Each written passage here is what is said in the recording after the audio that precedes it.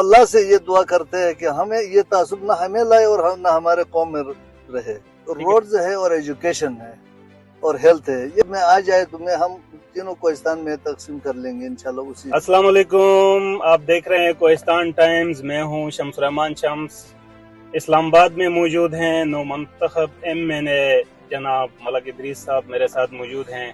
मलक इदरीस साहब मुंतखब होने के बाद मेरे ख्याल से बाज़ाब्ता तौर पे आपका पहला इंटरव्यू होगा प्रोग्राम चलते चलते में। कैसे हैं आप? अल्हम्दुलिल्लाह, अल्लाह का करम है। शम्स भाई अब कैसे हो? मैं बिल्कुल ठीक हूँ सर। इलेक्शन के दौरान तो एक दो दफ़ा मुलाकात हुई, प्रेशर का वक्त था तो काफ़ी परेशानियाँ थी। तो आप जब नाम आपका आया तो उस वक्त आपने क्या सोचा था कि कामयाबी मिलने का कोई उम्मीद थी, कोई जज्बा था? शुक्र अल्हम्दुलिल्लाह ये है कि हमारे कौम की जो इत्तेहाद हो गई तो उससे हमें बिल्कुल मुतमईन हो गए थे कि अल्लाह रब्बुल इज़्ज़त हमें कामयाबी दे रहा है इन कौम की मेहनत और खुलूस को मद्देनजर रखते हुए। जब इदरीस साहब, इससे पहले भी आप तहसील चेयरमैन रहे हैं, इससे पहले भी आपने एक इलेक्शन लड़ा JUI के प्लेटफॉर्म से। उन इलेक्शन और इस इलेक्शन में क्या फर्क आपने देखा? शम्स भाई ये तो तुम्हें पता है, हमारे ऊपर ये तीनों जो इलेक्शन आए हुए ये हमारे ऊपर इम्तिहान होते जा रही है और मुख्तलिफ थी, तीनों मुख्तलिफ थे हमारे लिए। तो अल्लाह रब्बुल इज़्ज़त ने हमारे वो कौम की मेहनत की वजह से इसमें हमें कोई इतना एहसास नहीं हुआ है कि कितना तकलीफ हो रही है, लेकिन हमारे कौम जो थी वो सब हमारे कैंपेन चलाने में मसरूफियात थी और एक्टिव थे, तो उनकी बरकत से हमें इतना कोई तकलीफ नहीं हुआ है। एक आदमी के लिए तो बड़ी परेशानी थी, लेकिन हमारे जालकोट यूथ का बड़ा इस पे किरदार रही है। जालकोट यूथ वालों ने अपने मैनेजमेंट उन्होंने अपने तजवीज़ात पे ये चलाए हुए, तो हमें खबर भी नहीं चली है कि ये किस तरह चलाया, लेकिन ये उनके मेहरबानी थी, उनके खुलूस और मोहब्बत जो थी उनमें उन्होंने ये कैंपेन चलाए और ये मरहले तक पहुंचे है। जमहूरी निज़ाम है, इसमें एक बंदा जीतता है और बाकी हार जाते हैं। तो आपकी ये कोशिश थी कि आप इलेक्शन जीत लें, आपने बहुत ज़बरदस्त कोशिश की है। इसके पीछे क्या राज है? मतलब जलकोट यूथ के अलावा भी आपको कोई गैबी मदद थी कि नहीं? ये तो अल्लाह के फजल से मैं अल्लाह से बड़ी उम्मीद रखता था और अल्लाह के फजल से ये उम्मीद भी मेरे बरकरार रही है, क्योंकि हमारे लिए सब एक सा बराबर है। कोहिस्तान के जितने तीनों कोहिस्तान वाले तो उनका सबका प्यार मेरे साथ थी, तो जब मेरे साथ प्यार हो गई तो अल्लाह की मदद जरूर होती है। ज़रूर होती है।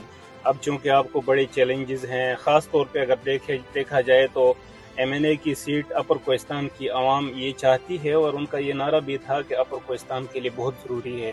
उसकी बुनियादी वजह ये थी कि दियामर बादशाह डैम और दासूर डैम के अंदर जो मसाइल हैं वो अपर कोहिस्तान में सबसे ज़्यादा हैं। कोलाई पालस कोहिस्तान और लोअर कोहिस्तान के लोग अपने मसाइल को लेके अपने लिए MNA की सीट की कोशिश में थे, लेकिन ये इंसानों की गिनती का शुमार होता है, तो जिसका वोट ज़्यादा हो वो मेंबर मुंतखब होता है। तो अब मेंबर मुंतखब हो गए। अब आप चूंकि मुस्लिम लीग नून में आप शामिल हो गए हैं, आपकी कोई नजरियाती पार्टी तो ये थी नहीं, तो आप क्या लेके, किस एजेंडे को लेके नून लीग में शामिल हो गए? और इसके साथ ज़मीनी सवाल ये होगा कि वहाँ पे आपकी क्या बातचीत हुई है कोहिस्तान के लिए मेगा प्रोजेक्ट के हवाले से?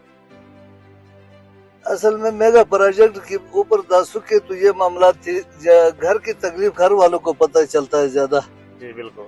लेकिन हमें तीनों कोहिस्तान बराबर है, इंशाल्लाह हर एक की अपना अपना हिस्सा उन्हीं तक पहुंच जाएगा।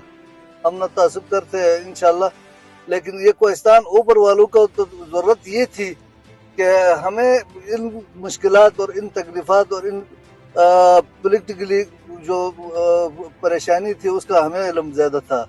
तो इसमें हम 4-5 सालों से बीच में हम रगड़े हुए थे, तो हमें इल्म था कि ये कैसा मैनेज करना है और कैसे इनकी तकलीफों को अजाला करना है, तो ये हमें ज्यादा मालूमात थी, इसलिए कोहिस्तान के ऊपर के लिए तरजीह दे रहे थे हमारे कौम। ठीक है। अच्छा मलक साहब, ये बताइएगा कि कोहिस्तान की ये रिवायात रही हैं कि सियासत वहाँ पे हामी और मुखालिफिन को लेके होती है। मिसाल के तौर पे आपको जिसने वोट दिया है उसका काम होता है, उसकी बात मानी जाती है। जिसने वोट नहीं दिया है उसकी बात काम इससे पहले रिवायती तौर पे ये हुआ है।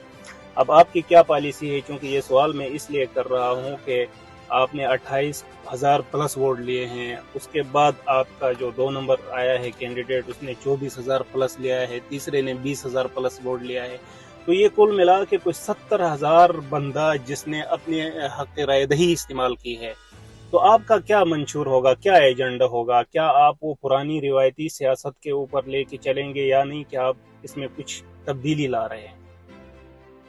شمس بھائی یہ تو مجھے جو اوٹ ملا ہے یہ پرانے روایتوں سے ہٹ کے ملا ہے.